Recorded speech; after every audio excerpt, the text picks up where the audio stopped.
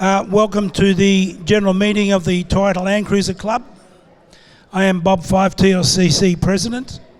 On my left are Colin Richards, Vice President, Alan Kidd, Club Secretary, and to my right, Mark Willock, Club Treasurer. Are there any visitors present tonight? No is the resounding answer. Present tonight as per the attendance book. Apologies, Phil and Cheryl Mead, Brian and Sue Chisholm, Susan Coulson and David Bleakley. Is there anybody else that I should be mentioning? Carol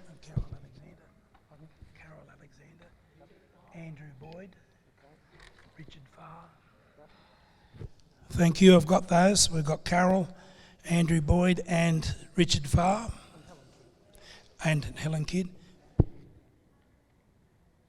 Sorry? Victor Ashelford. We can add any others later if somebody thinks of them then. The minutes from the previous meeting have been posted at the back of the room. I propose that the minutes of the previous general meeting held on Monday 6 February 2023 be taken as read and confirmed. Do we have a mover, please?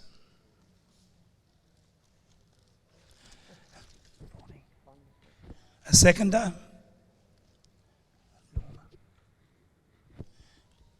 Thank you. Announcements by the President. I'm not sure whether this one is maybe a bit astray, but many members would know that Sally Rippingale has, after having some rest and recreation at the Seabull Pinnacle Valley Resort in Merrijig, Victoria, sounds pretty fancy, resumed chemotherapy at the RPA.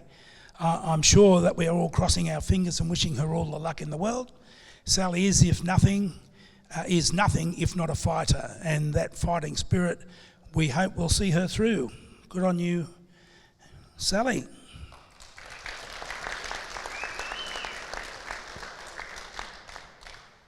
I briefly touch on the subject of committee. By majority vote has decided that we no longer be an RTO. More will be said in this regard in general business. 4.3, Andrew Boyd advised that he was resigning from committee with immediate effect via email on Thursday 23rd of February.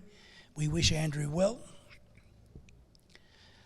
As all would know, at the end of the general meeting we'll be having our annual general meeting, and that will commence as soon as we have finished this. Vice President's report, Colin. Yeah, sure. Sorry. Could you wake that up, please, John?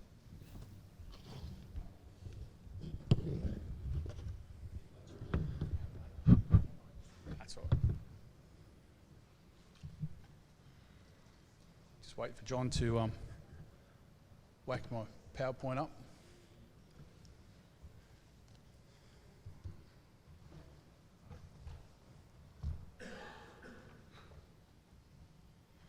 I'll just kick it off. I'll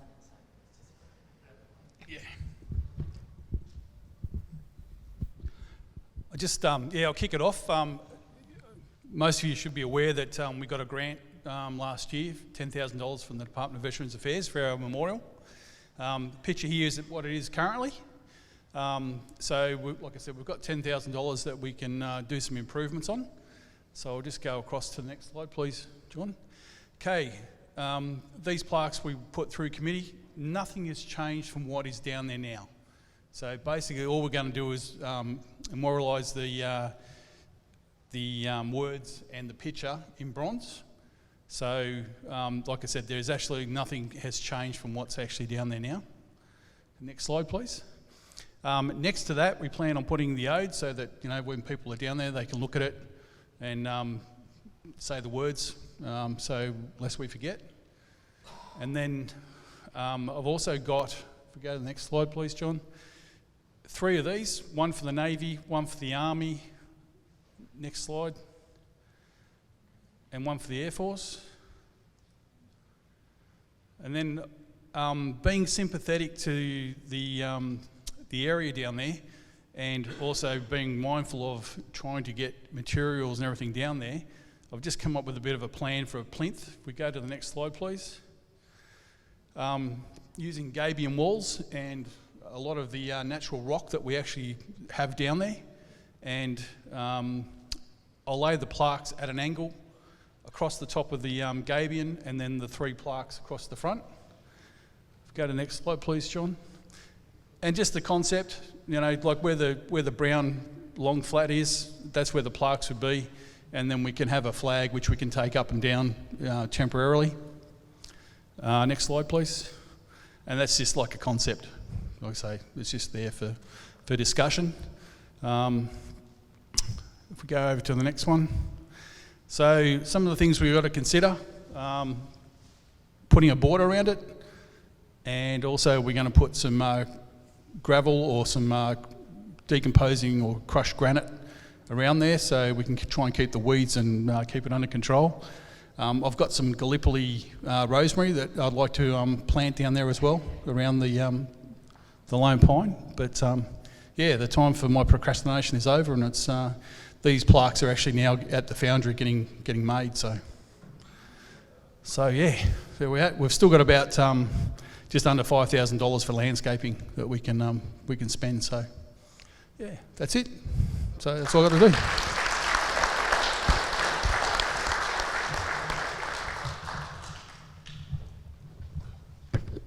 Thank you very much, Colin. That looks great. Treasurer's report, Mark. Thank you, Bob. Thank you, everyone. Okay, February was a month where we got probably the residual of our membership renewals in and new members joining the club. So we banked a total of $14,685. And that included a small refund from our insurance company because they'd overcharged us, and they worked it out and gave it back, which was really strange for an insurance company. What else did we do? We spent in the same month $21,391. We paid the auditor for the financial statements. We paid for the plaque that you just saw. That was just over $4,000. We did other bits and bobs around the place, hired the hall and things like that. So as at the end of February, we have $399,250, which is about the same as we'd have it this time, year in, year out. So the money comes in, the money goes out at a relatively steady progression. Okay, that's about it. Thank you. Thank you, Mark. Education report, Gary Cooper.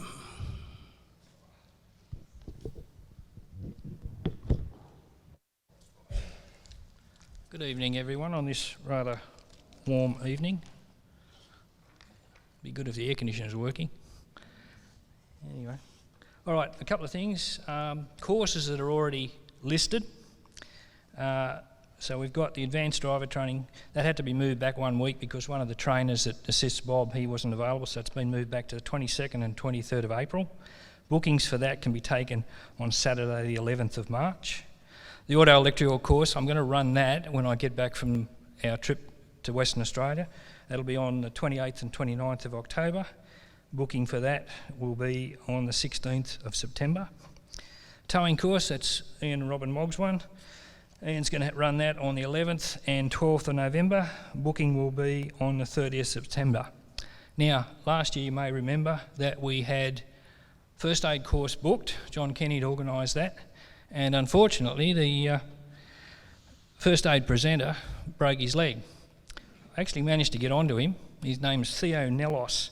And I said, how did you do that? And he said, I'm a snowboard. I enjoy snowboarding.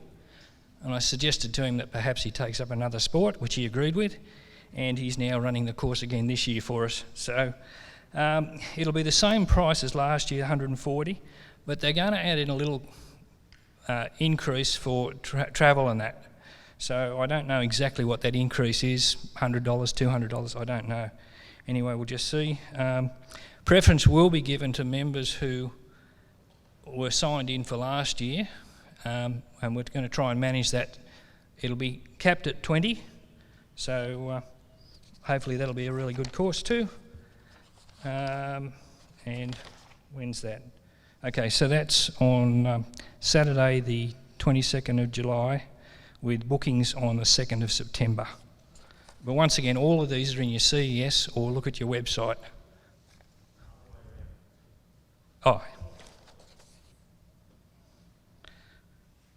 Sorry about that, Dave. Okay, the course will be held on the 2nd of September and the bookings on the 22nd of July. Thank you, David. He's just checking on me. Good man. Always good to have Dave in the audience. Chainsaw course. David Lambs was really happy running the one last year, so he's going to run another one this year. That'll be on the 4th and 5th of November, and the booking for that will be the 23rd of September, so that's on again. Now, we haven't had a bird watching course for a while. Chris Taylor's going to look after that for us this year with some assistance from Jeff and Spike Catford. So that'll be on the 23rd and 24th of September, and booking will be on the 12th of August. That'll be at Koolandilly.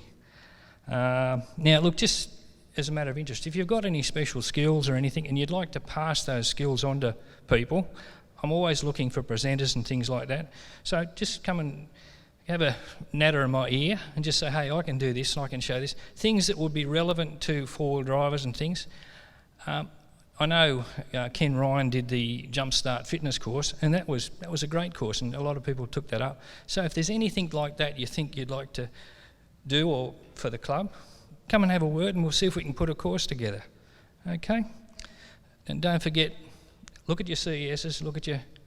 Yes, Chris? No, Gary, the course that was changed on the 22nd and 23rd of April, is that the advanced driving?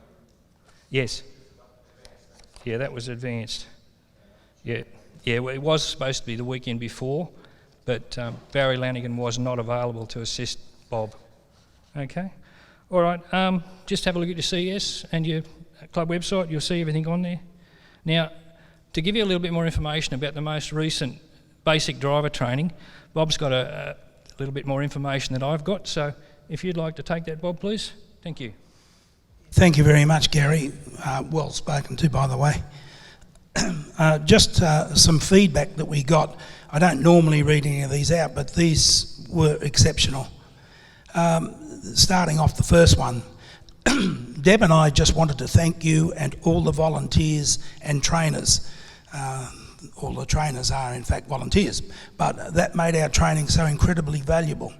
As a result of the training, both of us have an enhanced view of what our 76 Series Land Cruiser is capable of, as well as much more confidence in our driving ability off-road.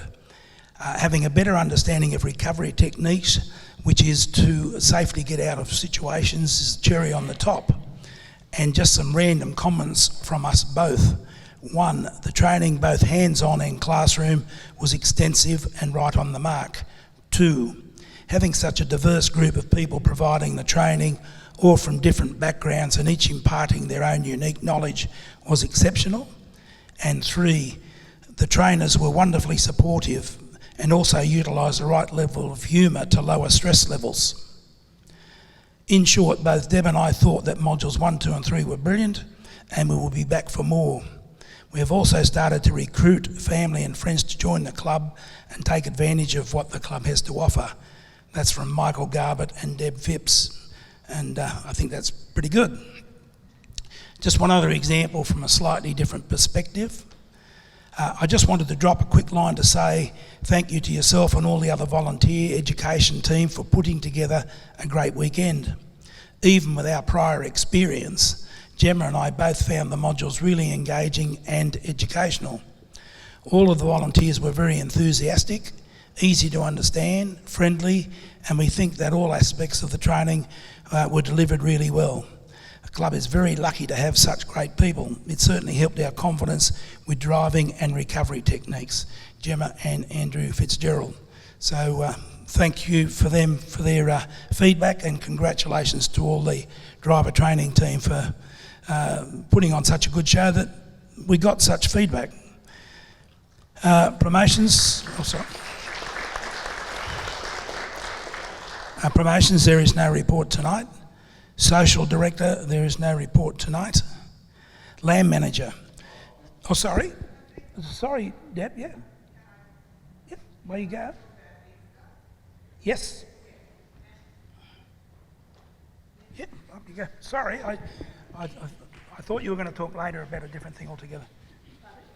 No, I thought you were going to talk later about a different thing altogether. No.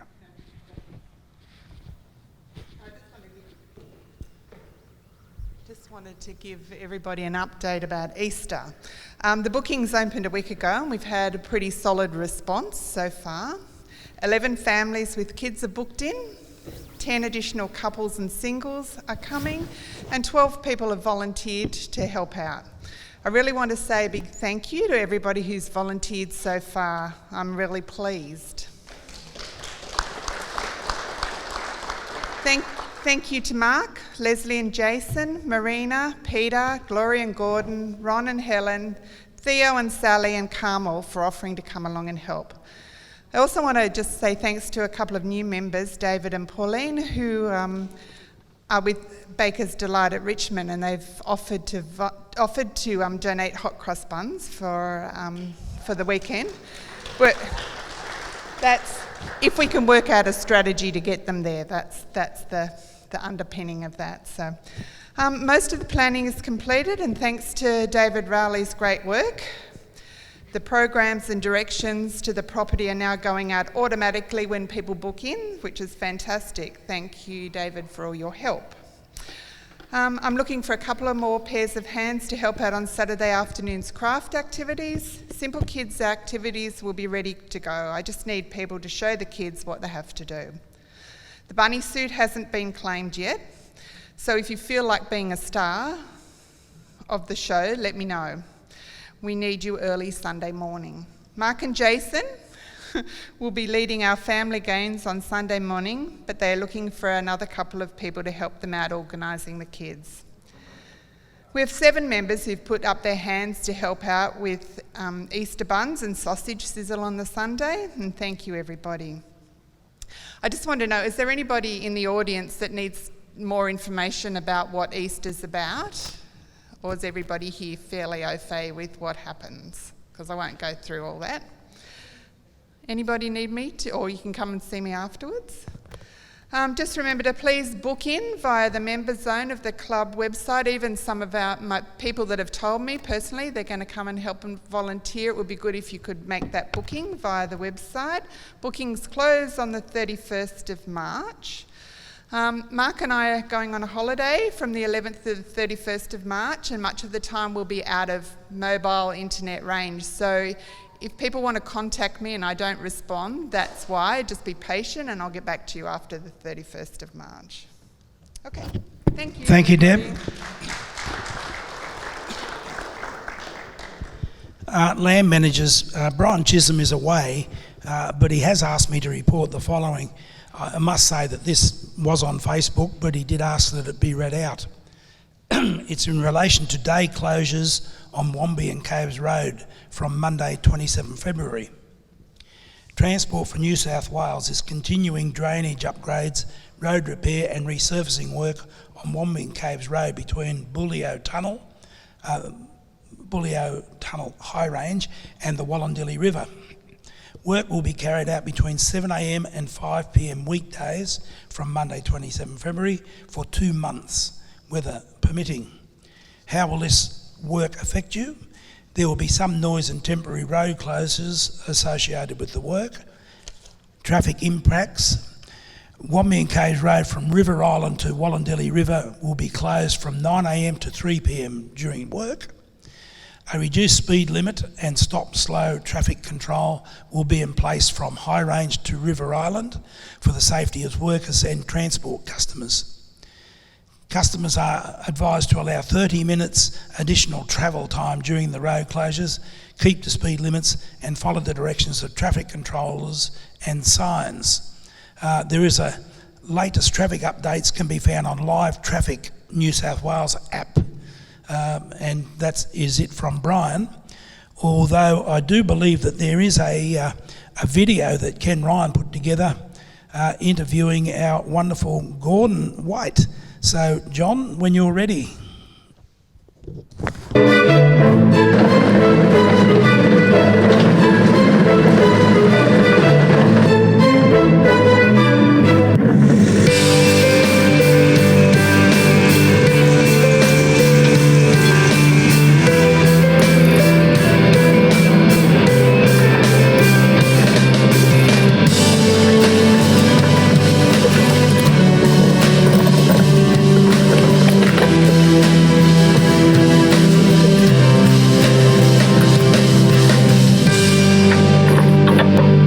Gordon, how long have you been driving the excavator? Around about 50 years. First started on the backhoes before I graduated to excavator. Excavator is probably 35 years.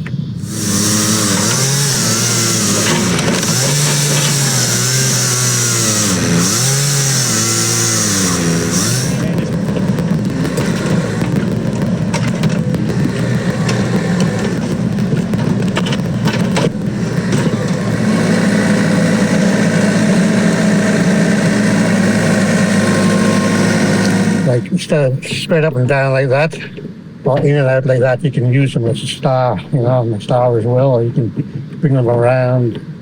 You get different things moving at different times.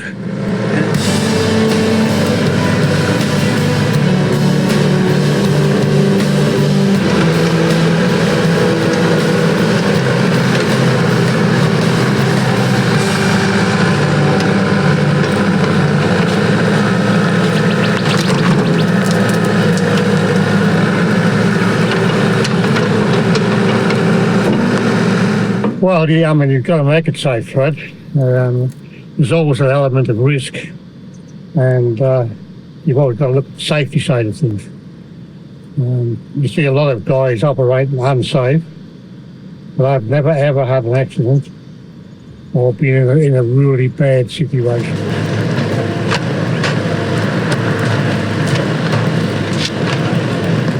Well, anybody can learn, but the good ones are born excavator drivers. It just comes natural to them.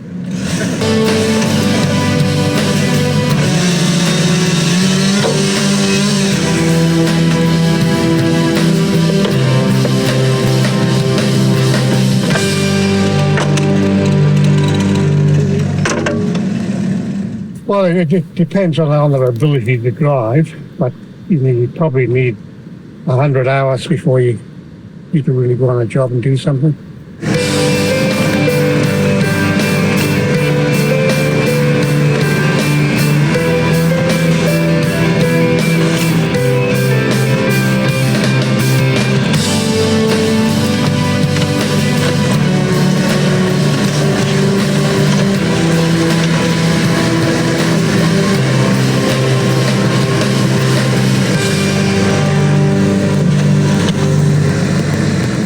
So I still got a lot of pressure out of the drive and excavator. Yeah.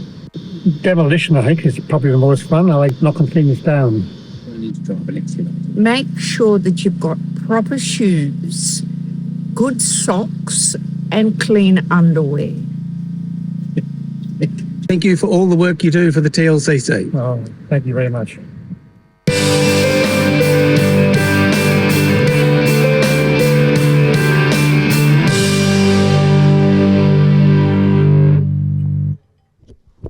That was excellently put together by Ken Ryan and Gordon.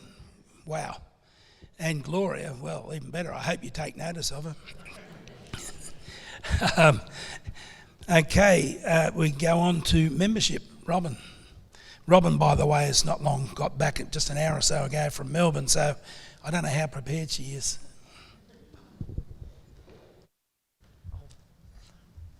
Okay. Just a quick update.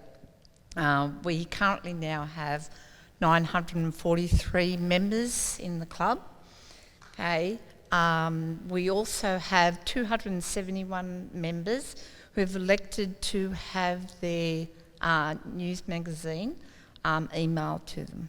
So the number is growing and still growing. Thanks. Thank you, Robin. Ian, four drive activities, and Ian also just got back from Melbourne. Okay, so I've got a very brief report. February we had a trip run to Vic High Country, a day trip to Koolandilly from Mittagong, and one out to the Lost City out the Lithgow area with 2 convoys. So many people wanted to be part of it.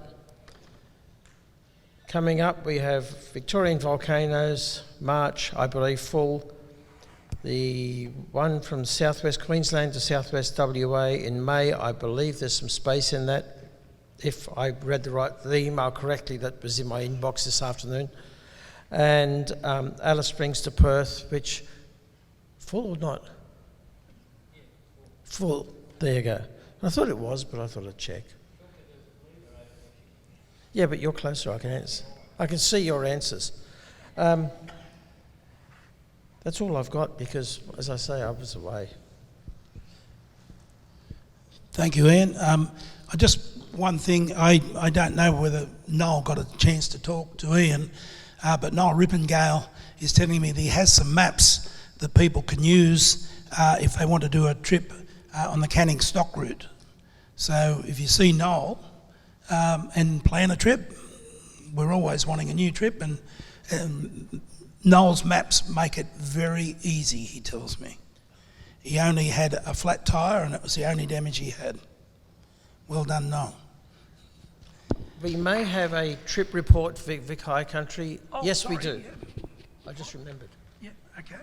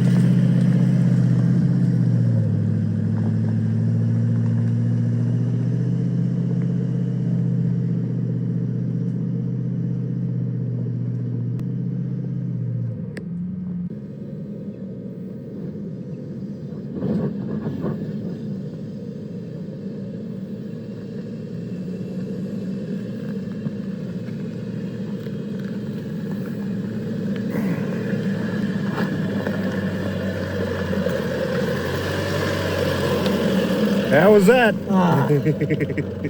I'm alive.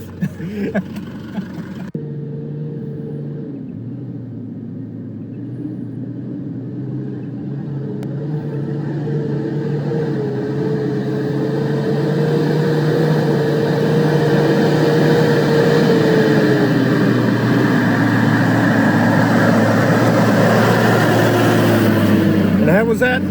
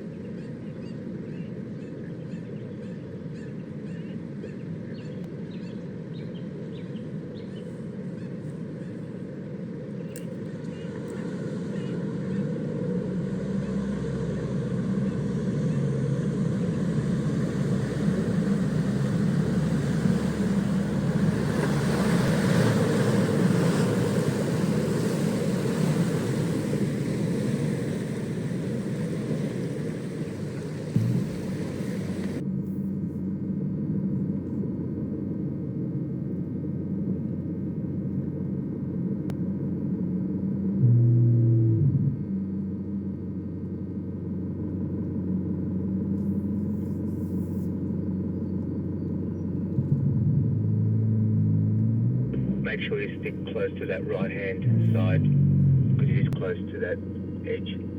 Parasite. Copy. Thank you.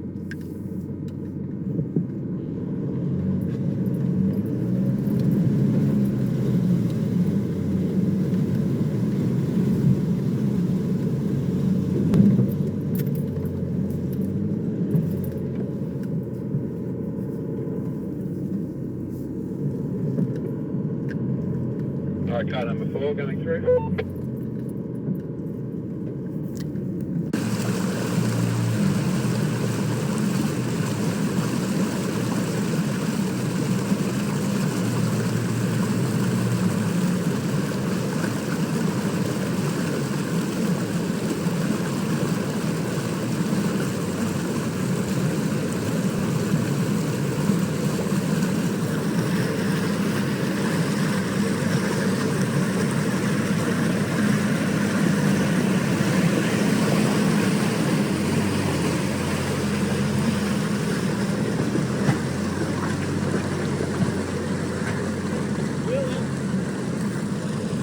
still on the Humphreys track, and David's about to cross another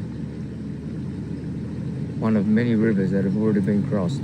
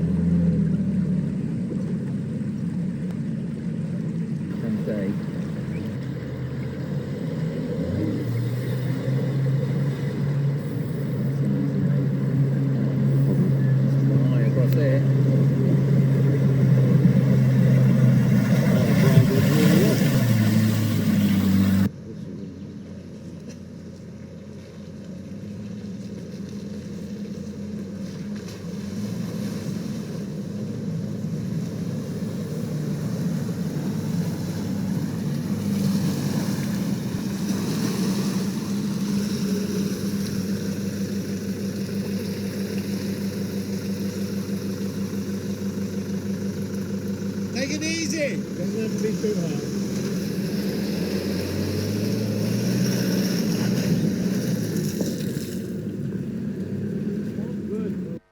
Thank you very much for that trip report. General business from members.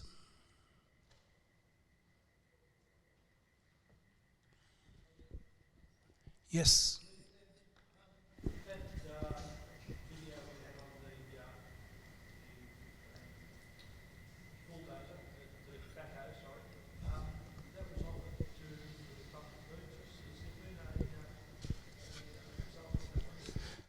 No, there hasn't.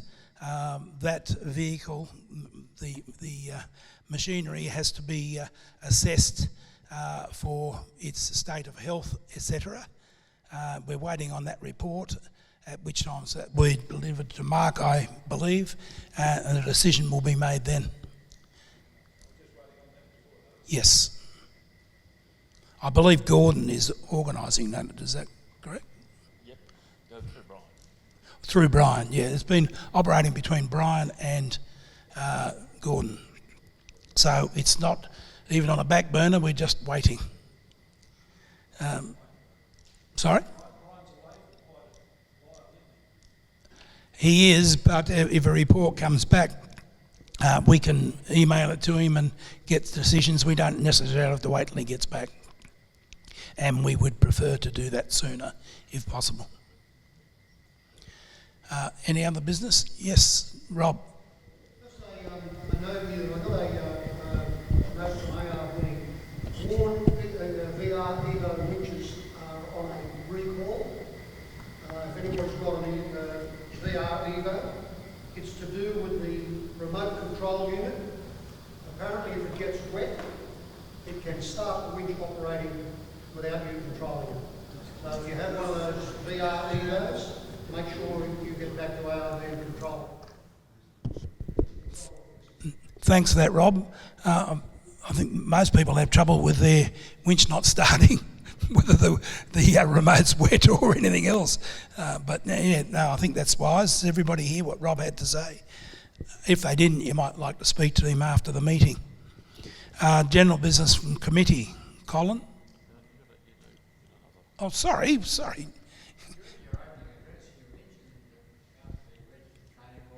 Yes? Any? Okay. It has been a contentious issue for some months at committee, and we decided back in September, at that time there was a severe body of evidence to suggest that we do not comply with the authorities, and we gave until the February meeting for people who didn't agree with that to come up with things. There were submissions put forward, but the committee at large did not consider those to answer the problems, and by majority decision it was decided by committee to let it go. We have not let it go yet, but it will be happening in the future. Now, it was also part of the, again, contentious, that the standard of our driver training is such that it is as good as anything we've ever done, and it's still taught on the last competency that we were signed up with ASQA, and we still teach that to the same people. We have had no complaints since 2019 of anybody suggesting that they're not getting a certificate, a nationally recognised certificate as an RTO. So that is it in brief. Is that enough answer for you?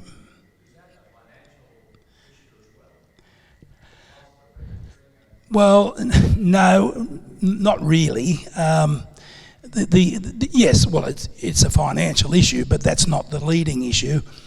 What is the issue in the consideration that was taken by committee, those who voted to let it go, was the fact that we could be liable for fines of up to $60,000. And as committee people are directors of the club, and we're registered with ASIC as such, we just don't feel that we can take that risk. Bearing in mind that most RTOs, it's their living, it's what they do for a business. For us, we only train members, nobody else. And we feel that we can train them to the same standard without being an RTO. So financially was not the big thing, but the fines are a very big thing. Chris?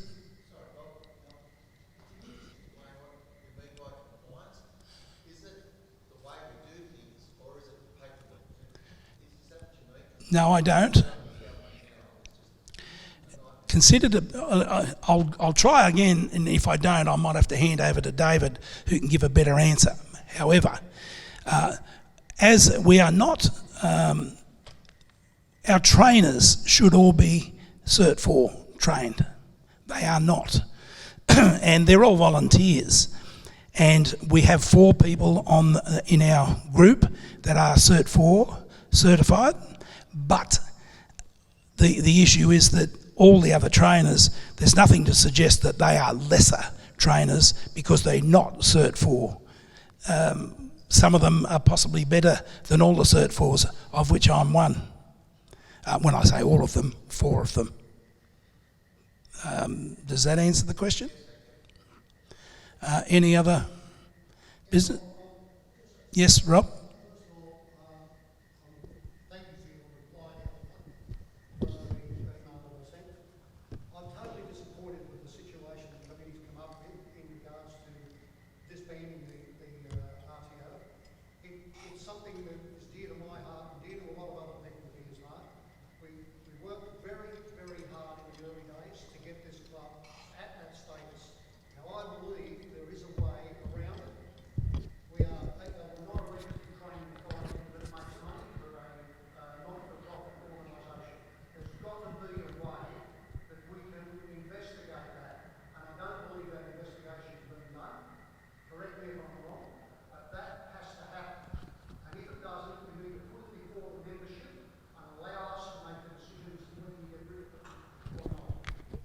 Rob, I think some of what you say, I know it's a very emotional issue, and I know that people work very hard to get the RTO in the first place. Our decision is purely on facts, not emotion. Now, I don't believe that the elected committee, this is a decision for committee to make, to try and put that to the membership, of which most members have absolutely no idea what the facts are. And it's the directors who are in the firing line if we are found. Well, we've already. David, would you like to put forward some facts here or not?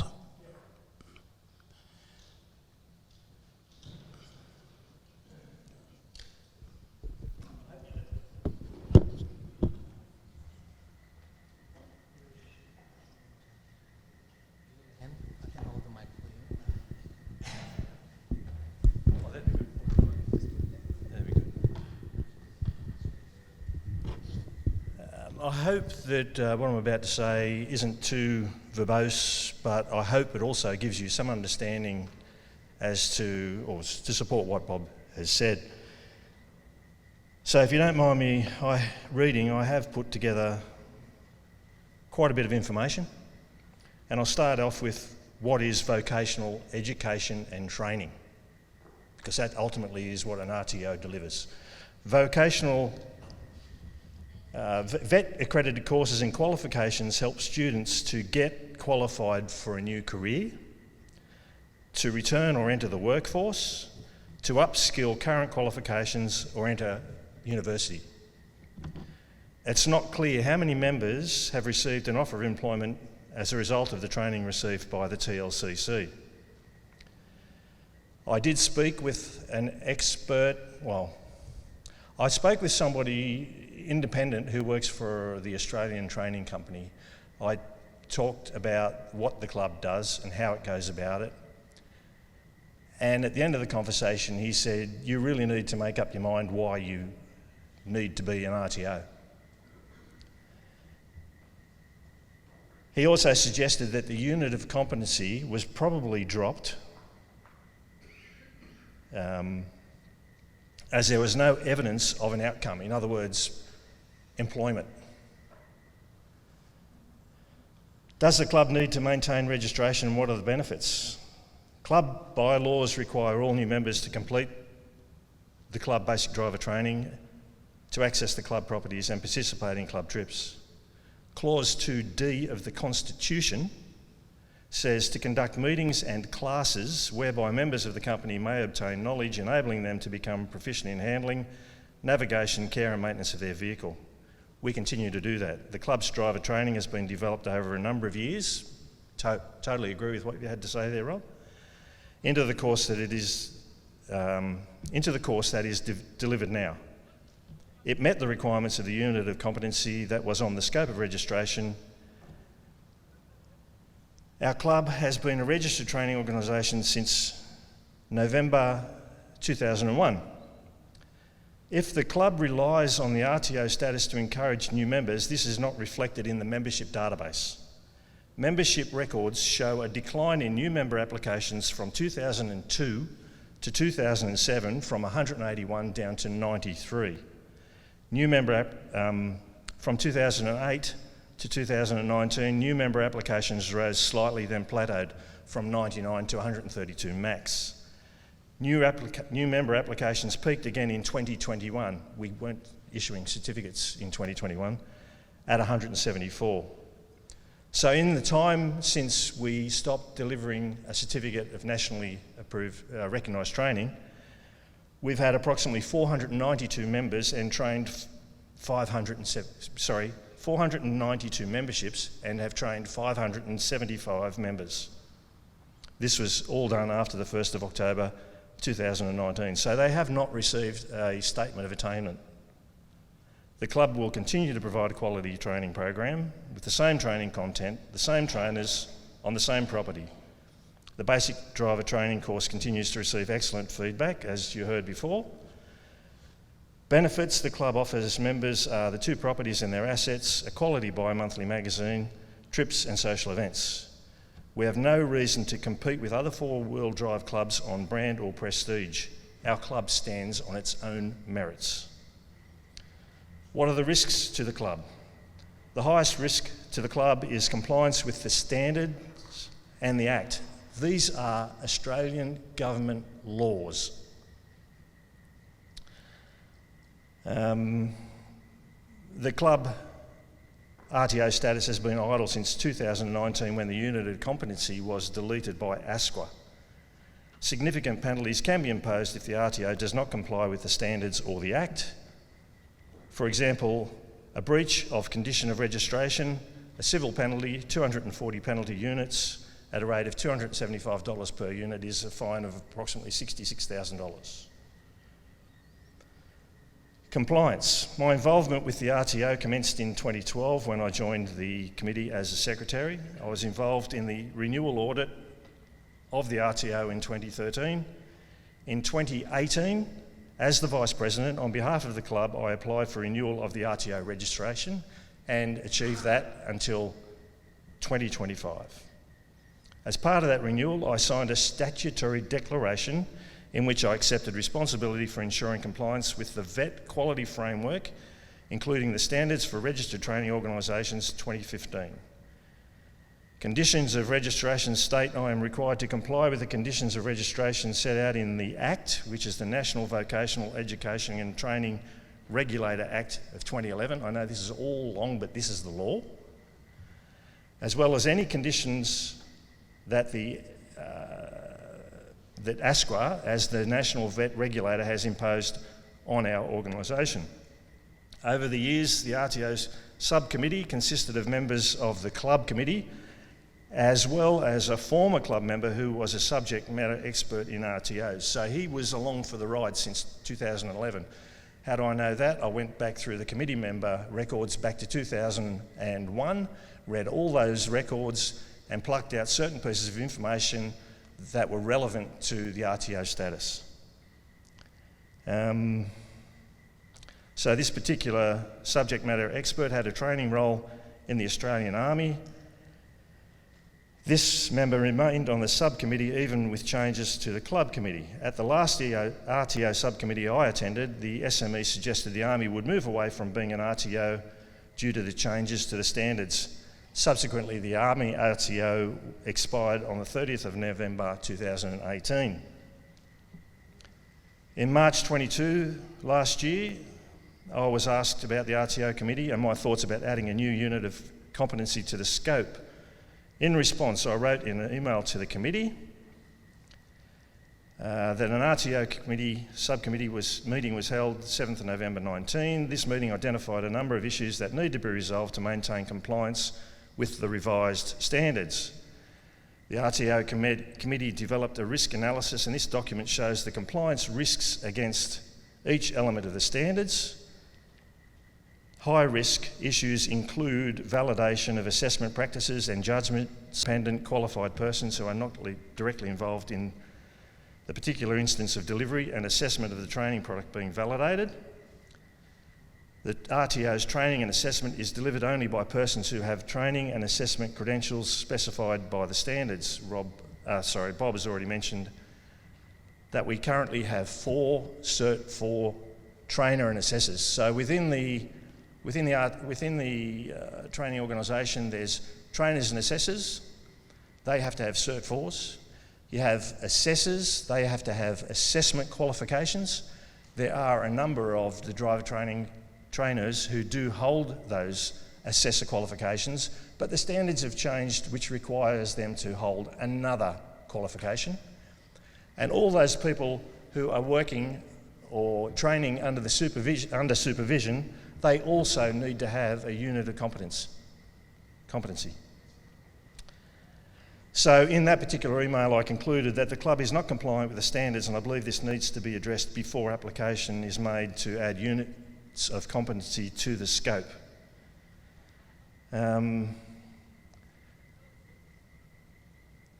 It has been suggested that units of competency from the forest and wood product training package were offered up as alternatives to the unit of competency we used to have on the scope. But where is the industry relevance? The standards quite clearly state that training and assessment practices are relevant to the needs of industry and informed by industry engagement. The RTO implements a range of strategies for industry engagement and systematically uses the outcome of that industry engagement to ensure the industry relevance of its training and assessment strategies, practices and resources, and the current industry skills of its trainers and assessors. So that's a lot of just reading straight from the standards. So I think the evidence was quite compelling that because we don't comply with the standards, that we need to withdraw our registration. There was no arguments that would compel us to maintain it. Now, what you think of what I've just mentioned is up to you. My last 20 years in my career I spent in quality auditing and quality investigations. I'm fairly comfortable with reading the law and how it applies. Yes, I'm no expert, But that's how I read it. That was what I put to the committee, which helped support the argument for withdrawing the registration. Is there any questions that I can perhaps answer?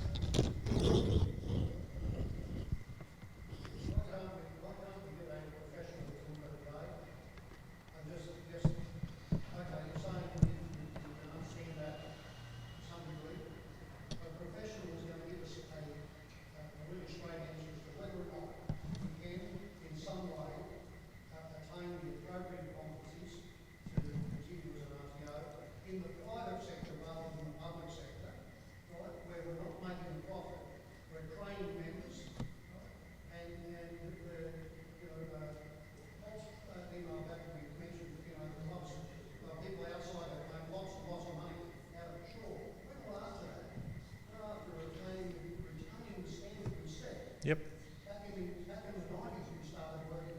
Yep. How do I answer that?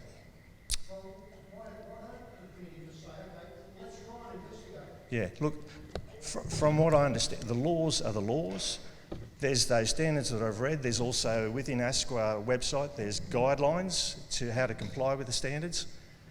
What I read, I don't see how we can get around those issues. The main issues I see are the qualifications of the driver trainers. In February, driver training just gone, the only two people that were fully qualified was 2 Cert 4s. That's all we had, according to the standards. The training still went through and the feedback was provided that it was an excellent course.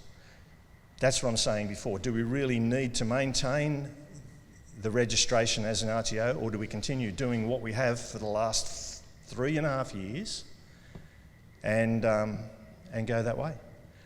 Do we employ somebody? Maybe that's something that the next committee can decide. As Bob alluded to, we have not yet, and we actually have to submit an application to withdraw the RTO registration. And after that happens, we have to provide the records of every certificate that the RTO has provided since, well, 2001. That's a huge task, but it's almost as big as maintaining the RTO compliance as it is. So there's a lot of work to be done. Again, I suppose the decision has been made. If there's a compelling case that can be put forward to the next committee, do so. But in the meantime, the renewal is due in March. It also requires a statutory declaration from the CEO, which is Bob, saying that we comply with the standards. We clearly don't. I hope you wouldn't expect Bob to sign a statutory declaration in that regard. John.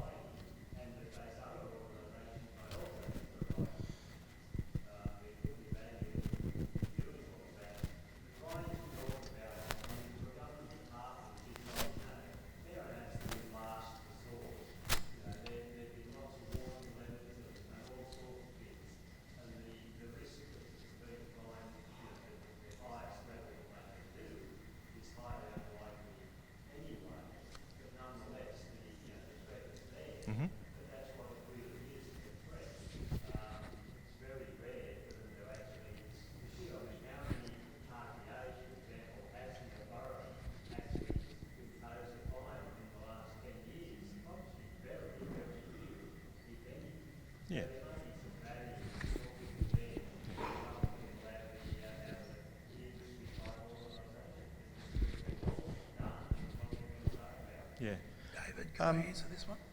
Could I? Well, regarding Vic Widman, I believe he uses an external organisation to certify his training. I believe Vic Widman is no longer an RTO. Yep. No. Queensland use another external organisation. Queensland uses another external organisation. This is TLCC. TLCC Victoria uses another external organisation, and these courses that they offer up are paid over and above their membership fees. If people want to, but they also carry out basic driver training that allows them to be members of their club and go on trips and so on and so forth. You say that other RTOs haven't been, well, we don't know, but the fact is this subject matter expert that I referred to previously, and I won't mention his name because he's no longer a member, so I respect his privacy. The Army saw the writing on the wall, and they withdrew their registration. They decided it was just too hard to comply. That's the Australian Army. So, is there? Maybe there is, but.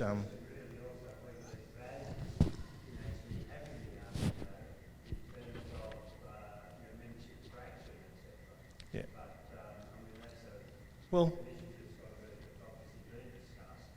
Yeah.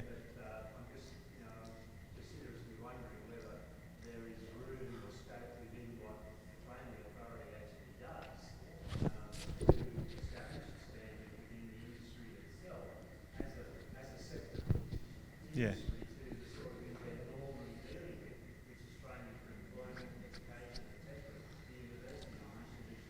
Yeah. Yeah. Yeah. Yeah. I'll kind of take that as rhetorical because I'm not sure I can really answer. But Ricky? I'll hand it. Oh, Ricky. Am I talking well enough? Okay. All right. Thank you for listening. Just wait a second. Hi, my name is Ricky and I'm one of the driver trainers. So in regards of this RTO, this is my opinion. From the driver trainer's perspective, if I have to have another qualification, and those qualifications are not free. All right. For example, I know the fact that Richard has to do his assessor certificate for assessors, and that course alone costs around $1,500, and it took him 6 months. Now, if I have to go through that just to be able to get my unit of competency to keep my job as a driver trainer for the club, I can't afford it. I've got 2 businesses to run. So there are other issues that needs to be considered in this case. From the driver trainers and the personnel that is going to do these courses, can they afford it? So it's not just about whether it's worth for the club. So there's many issues, and that is a very, very, I think it's a lot of things that have to be discussed properly. Thank you, Ricky.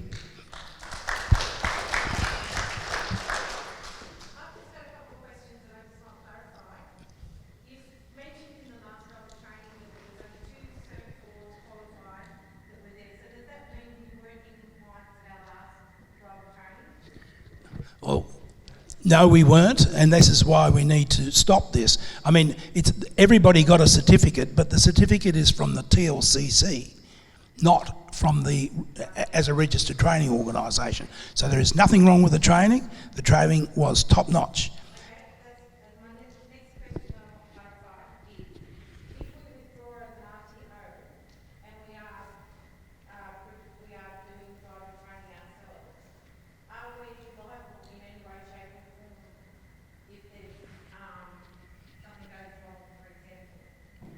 No more than if you had an RTO certificate. You are certainly not liable. What are you liable for?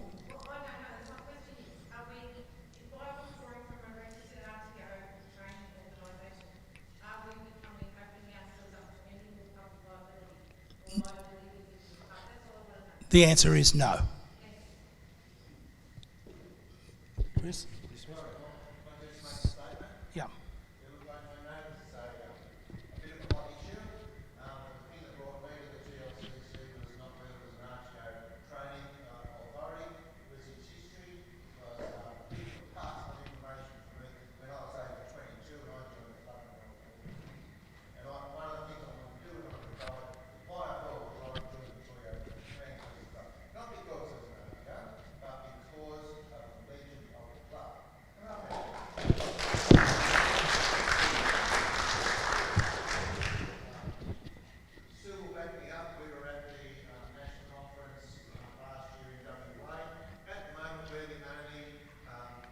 registered training organisation for four-wheel drive TLCC organisations in Australia. And we've got to remember that everybody's a volunteer. And we've got to remember that people go down to Koolandilly and work on working bees out of the goodness of their heart. The private trainers go to Willowley out of the kindness of their heart. People leave bricks out of the kindness of their heart to keep the tradition of the club going. And if it's just too hard, it's just too hard. We don't expect people to give up all of their lives to provide something that is hard work. It's supposed to be fun. Thank you very much, Chris. Jeremy?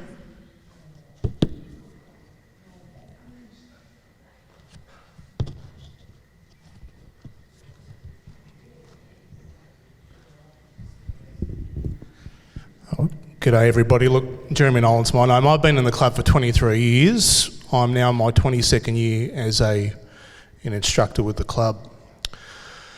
And I'm just going to add a bit of weight to what Ricky said before. I'm a director of my own company. I am flat on my feet with work. There was simply no way in the world I could commit to 6 months worth of training to get a certificate for, even though I'm probably more than capable of doing so. I think the expectation on volunteers for us is would be asking a bit too much. I really do. If it got to the point where the RTO status within the club was going to be upheld, and it was put to me whether or not I could do the training for a certificate for, I would have to unfortunately say no, and therefore no longer be an instructor with the club, which would be quite sad actually, considering the amount of time and effort I've invested in over the years.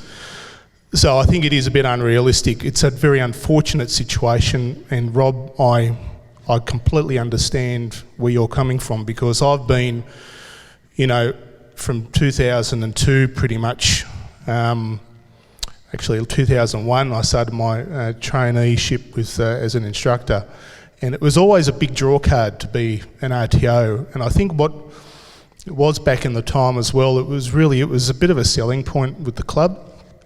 I don't know if it really is so much that anymore. And I realise, and I have great respect for the amount of effort that got put into it to start it up. And equally, I've got a great deal of effort, admiration, should I say, for the continuation of our status as an RTO. And I have seen firsthand, and David, the gentleman you referenced before, he was very much involved and had spent an enormous amount of time, and I mean an enormous amount of time, to get us all up to scratch and for us to continue on our RTO journey. But whether or not it's relevant now, I'd have to say it probably isn't. So that's just what I had to say.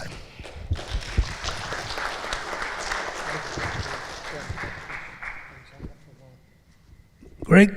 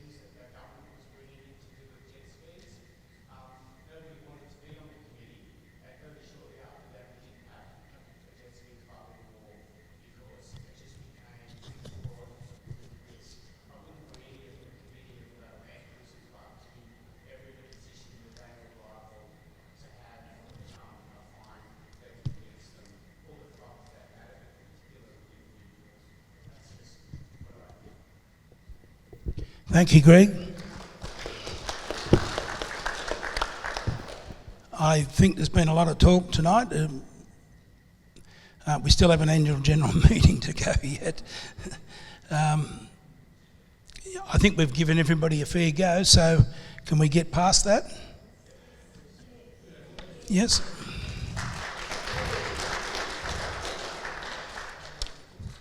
Okay, there's no guest speaker. Sue and Ken, Sergeants at Arms. I trust it's right to say sergeants.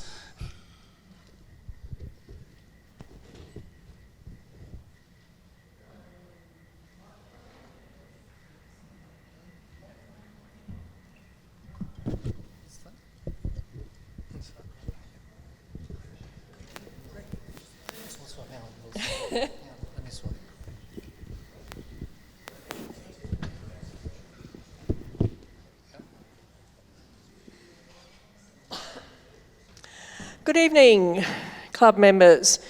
In January, Sally asked us if we'd like to take over the Sergeant at Arms role, and we said we would. So Ken and I manned the door tonight. We were a little bit late getting here, but we got here. We've sold lots of raffle tickets, and we have 4 small prizes tonight. There's a camp oven, I think donated by one of the club members, Peter Waters. He said he'd never used it. And there's 3 Bunnings gift vouchers for $20 each. So, the retiring Vice President, would you like to draw the first raffle ticket for tonight?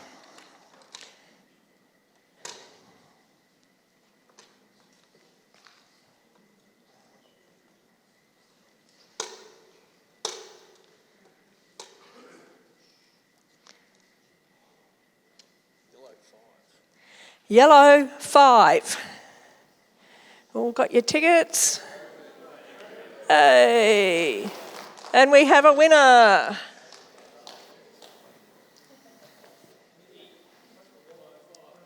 Excellent. Thank you.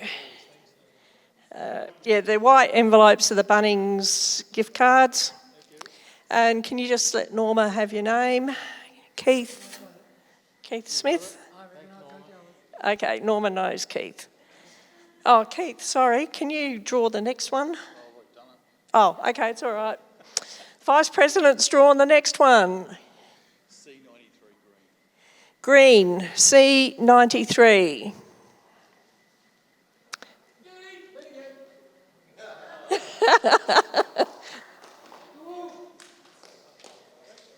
I got one 2 months ago. Well, you can have another one, Stuart. Excellent. Oops, better not fall off. So, you choose a camp oven or gift card, Stuart? Okay. Probably a lot of people here do have camp ovens, but never mind. And draw the next one. Yeah, in the. See, I've never done this side much. It's a new skill. I think this is my 4th one in 25 years or something. Ah, it's a green 65. Come on down.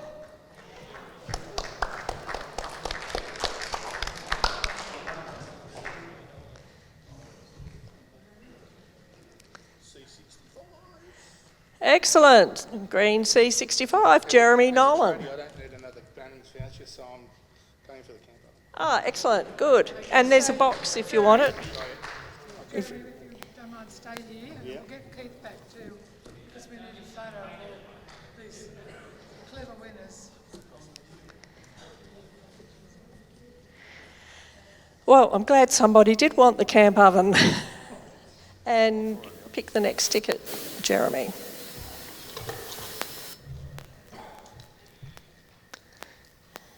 Yellow C25. C25. Oh, and we have a winner.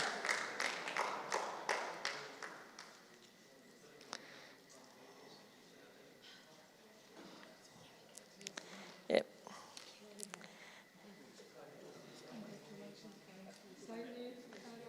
Yep. Yep.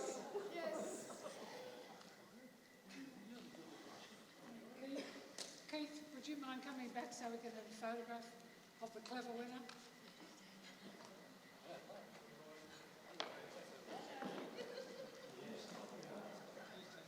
Could we have the motorbike in the foreground? Yeah, a little different. I thought I'd escaped. I will show you. Fizzo. In the front. Come here. Yes. It's a long way around, isn't it? Yes. Step back. Keep going. That's right. That's tall folk at the back. Come in nice and close, please. Closer. Come on. You're all good friends. Not really. One more. Thank you, everybody. Thanks. That's unique. We've never had one like that.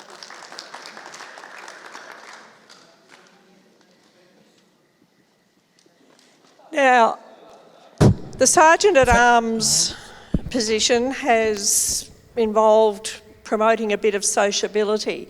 So I'm just reiterating the request that people try and remember their name badges, which I forgot today because we came in the car that I could actually get into, and our name badges are in the Land Cruiser. This helps make it easier to talk to people you don't know very well.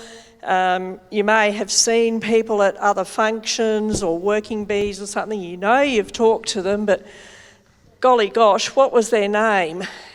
And it gets a bit embarrassing asking people names. Well, I find it a bit embarrassing when I know I've spoken to them 5 or 6 times. So if you could remember your name badges, that would be very nice. Now, I've had many questions tonight about my scooter and what I'm doing here. I've broken the 5th metatarsal on my left foot. It's something called a Jones fracture.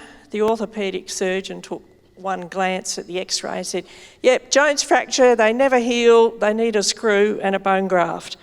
So that's what happened, and 6 weeks of no weight bearing. So I'm at 2.5 weeks, I've got 3.5 to go. And I think that's all for the Sergeant at Arms tonight. Thank you, Sue. Okay, with that, the next general meeting will be held on Monday, 3rd of April 2023 here at the Liberty Hill Church. And that's that. So we declare the meeting closed at 9:27.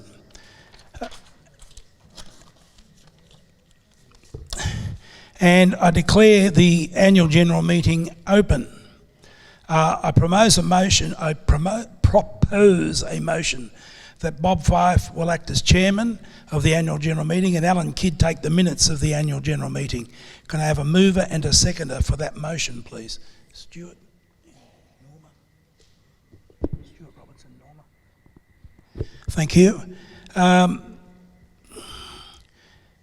Apologies are present as per the attendance book. Apologies, Phil and Cheryl Mead.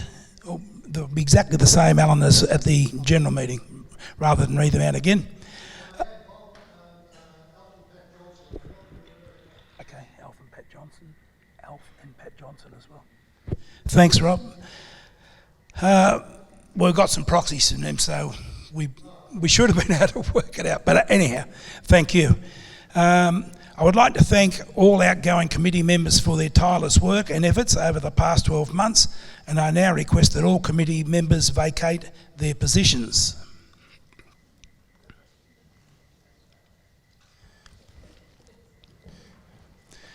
The minutes of the annual general meeting held on Monday, 7 March 2022 are posted at the rear of the hall. Can I have a mover and a seconder for those minutes? And a seconder. Oh, Ricky. Okay, that's done. Business arising from those minutes. There is no business arising from those minutes. Financial reports. I now propose a motion to adopt the financial report for the year ending 31st of October 2022 and the reports of the directors and auditors. Can I please have a mover and a seconder for that motion?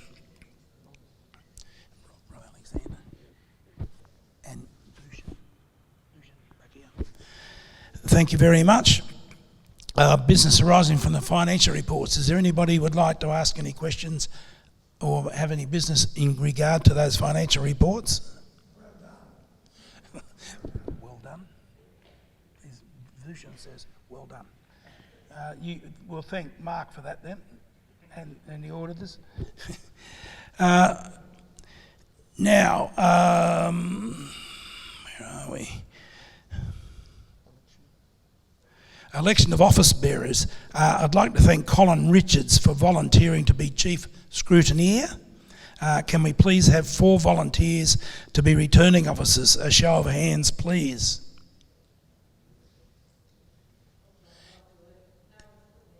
No, I can see that. Dushan, Norma, John, and Jason Butler. There we go. 4. Got those.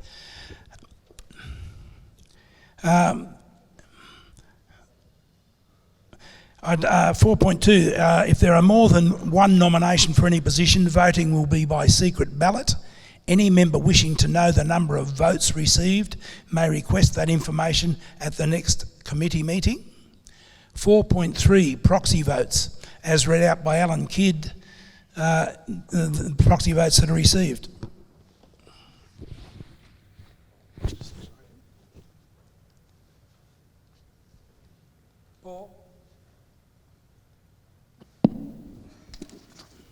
There are 2 proxy votes, one from Alf and one from Pat Johnson. They both are exactly the same. They nominate Rob Alexander to vote on the acceptance of the financial reports. Thank you, Alan. We normally have special resolution at this time for life membership. There are no nominations this year. Committee positions, written nomination received. I have not been advised by a club secretary that any person of any such nomination. I will now call for nominations for the positions. The nominee, mover and seconder and will accept or decline. So I call for nominations for the position of President. Gary Cooper. Do we have a seconder? Jeremy Nolan. Do we have any other nominations for the position of President?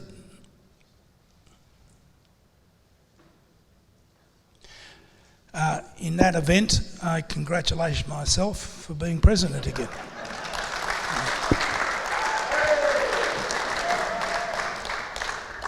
I call for nominations for the position of Vice President.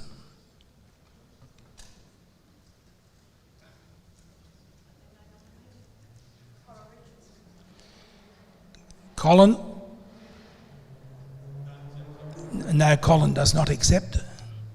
How many Johns are in the room? I said Colin. No, I said how many Johns? There's John over here. What has John got to do with anything? I'm sorry. Is there a nomination yet? No. I'm nominating you, John. John who?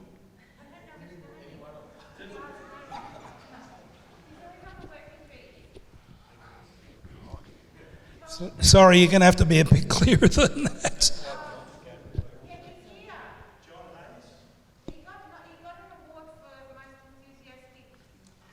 You mean Anthony Ross?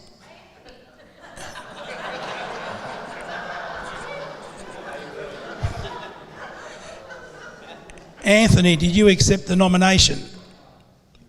No, Anthony does not accept the nomination. Okay, at this time, we have no nominations for the position of Vice President, so that shall remain open. I call for nominations for the position of Treasurer. I'd like to nominate Mark Bullock. Clooney Scott. Seconder for the nomination of Mark? John Kenny. Sorry, you just got there first. Mark, do you accept that nomination? Any other nominations for the position of Treasurer? I declare Mark the Treasurer. Congratulations, Mark. I call for nominations for the position of Secretary. Alan Kidd, that's Gary Cooper. And Norma. Any other nominations? I declare Alan... Oh, sorry, Alan, I forgot to ask you. Do you accept the nomination? You do. Okay, Alan is declared Secretary. Congratulations. I call for nominations for the position of Education Coordinator. Okay, well, there's plenty of people who've nominated Gary. Can we just have one name for a start from Elkie Cooper? A seconder? Bonnie. I'm sort of, if Alan sees the hand up and I don't have to tell him, then we'll just let him go with that. Any other nominations for the position of Education Coordinator? Sorry. Oh, Gary, do you accept the nomination? You'll give it a go. Any other nominations? Declare Gary the Education Coordinator. Congratulations. Call for nominations for the position of Four-Wheel Drive Activities Coordinator. Ian, who's the nominator? Oh, Keith Smith.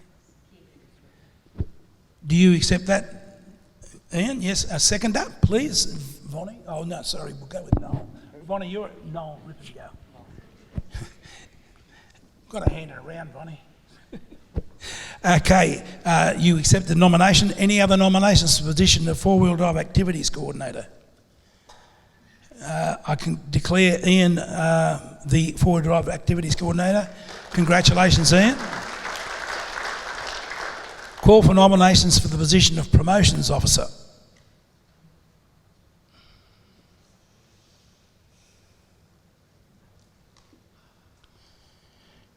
No nominations. We'll leave that position open. Call for nomination of the position of Membership Officer. Robin Monks. Who was that? Leslie. Yeah. Leslie Butler. A seconder? Chris Taylor. Oh, sorry. Chris Taylor. Yeah. Robin, do you accept the nomination?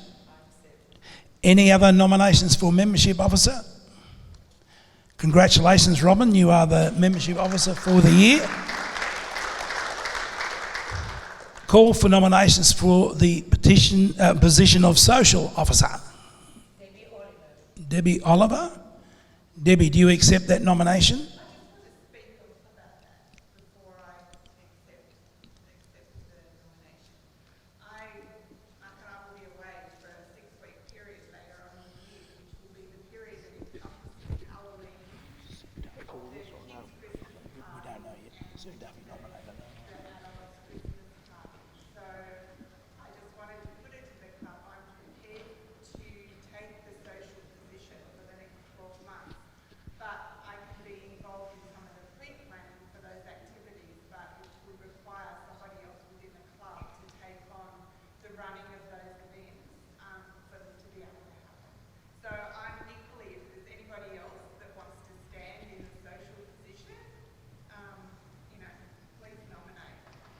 So are you saying yes, Deb?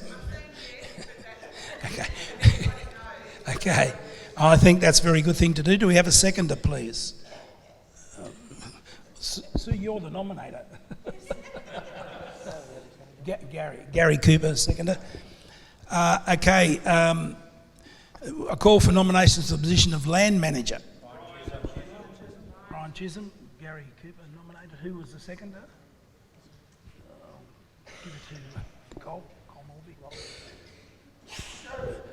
Any other nominations for the position of Land Manager?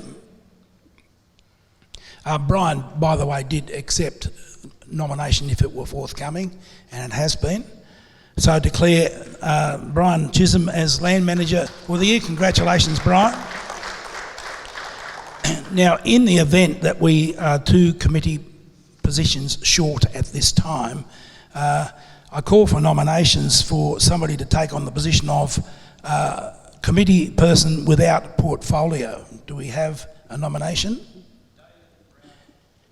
David Rowley, Gary Cooper. David, would you accept that position? Thank you. Seconder, please.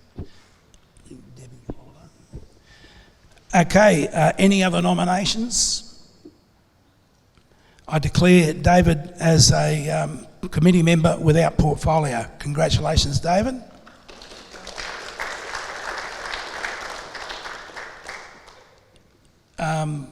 I guess there is another position if anybody wants to nominate somebody. Ken Duffy, would you accept the position of committee member without portfolio number 2?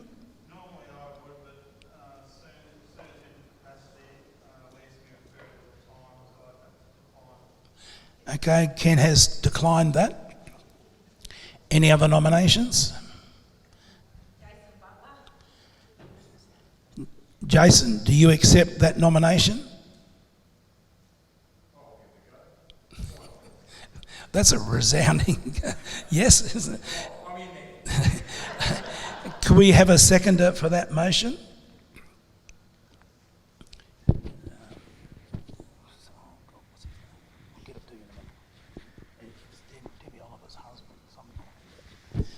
Okay, that makes up a full committee of 10. Now, the only understanding I have to put is that the 2 positions of without portfolio, if for some reason during the term we get somebody who wants to step up for promotions or vice president, that would be first offered to those 2 committee people, in which case if they were not prepared to accept it, we may have to talk about vacating the position. But other than that, they are parts of a committee for the next year. Election of non-committee persons. Editor. Any nominations? Chris Taylor. Chris, do you accept that nomination? Seconder? John.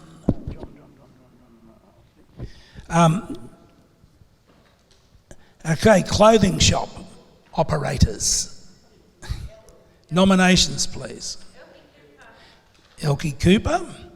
That is nominated by, I think, we'll get it in a minute. I do accept. Elkie? Yeah. Actually, Alan just advised me that we don't have to have nominators for these positions. Welfare officers times 2. Nominations, please. Vonnie, absolutely. Vonnie, do you accept that position? Is there anybody else that would like to stand side by side with Vonnie? She's a very pretty lady. She's nice to stand there. Vonnie, you've got the position. Thank you very much and congratulations. Sergeant at Arms. Nominations.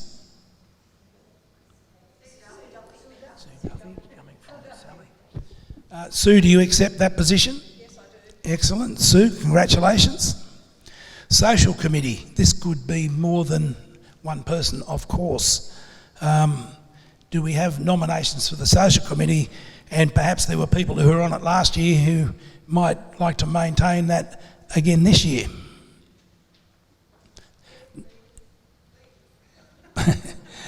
Yeah, we always like to have a Social Committee. Who was on it last year?